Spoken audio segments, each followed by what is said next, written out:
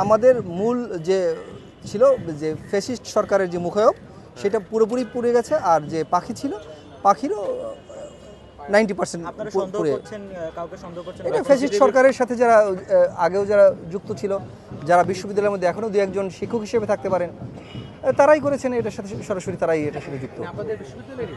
এখন এর মধ্যে আমাদের বিশ্ববিদ্যালয়ের সব তো পালিয়ে যায়নি, তারা নামধারী শিক্ষক এখনও দু একজন থাকতে পারে এর মধ্যে, আমরা তদন্ত সাপেক্ষে তারা অবশ্যই বের হয়ে আসবে। আনন্দ শোভাযাত্রার ঘোর বিরোধী না, তাদের মধ্যে দু একজন বাম ডান কালা অনেক কিছুই থাকতে পারে, তারা হয়তো তাদের মতো করে বিবৃতি দিয়েছেন, কিন্তু স্বতঃস্ফূর্তভাবে চারুকলার বৈশাখ উদযাপন স্বতঃস্ফূর্তভাবে হয়, বরাবরের মতো এবারও স্বতঃস্ফূর্তভাবেই হয়েছে।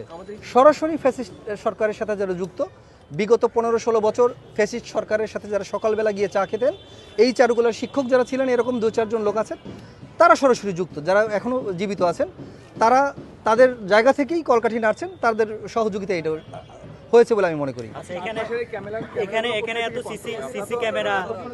এইটা ডিএমপি যারা প্রশাসনের দায়িত্বে যারা আছেন, সিসিটিভি যারা লাগিয়েছেন, তারা অবশ্যই এটা চেক করে বের করবেন কিভাবে এর মধ্যে এখানে থাকতে পারে, সেটা তদন্তের মধ্যে দিয়ে বের হয়ে আসবে। আচ্ছা, যেগুলো পুরানো হয়েছে সেগুলো কি আবার পুনরায় এখন আজকালকের মধ্যে বানানো হবে? এইটা সম্ভব না, এটা অলমোস্ট 1 মাসের একটা প্রস্তুতি ছিল ফ্যাসিস্ট সরকারের। এটা আন্তর্জাতিক পুরস্কারপ্রাপ্ত ভাস্কর যিনি এটা করেছেন, তাদের সাথে অনেক সহযোগিতা করেছেন, এটা 2 দিনে নামানো সম্ভব না। এরকম এটা বিশ্ববিদ্যালয় প্রশাসনের সাথে কথা বলে আমাদের প্রক্রিয়ার টিম, ডিন মহোদয়, যারা সংশ্লিষ্ট টিচার আছেন, তারা সিদ্ধান্ত নেবেন এটা কি করা এখন এই মুহূর্তে সম্ভব কিনা।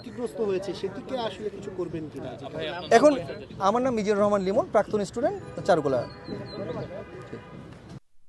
নির্বাচনটা তাহাজ্জুদের পরে কিভাবে নির্বাচনের ব্যালট বক্স ভরা গেছে, এই প্র্যাকটিসে যেহেতু তারা দীর্ঘদিন ছিল, এইটাও মানে পরিকল্পিতভাবে তারা এটা করতে পারছে, এটা তাদের সফলতা।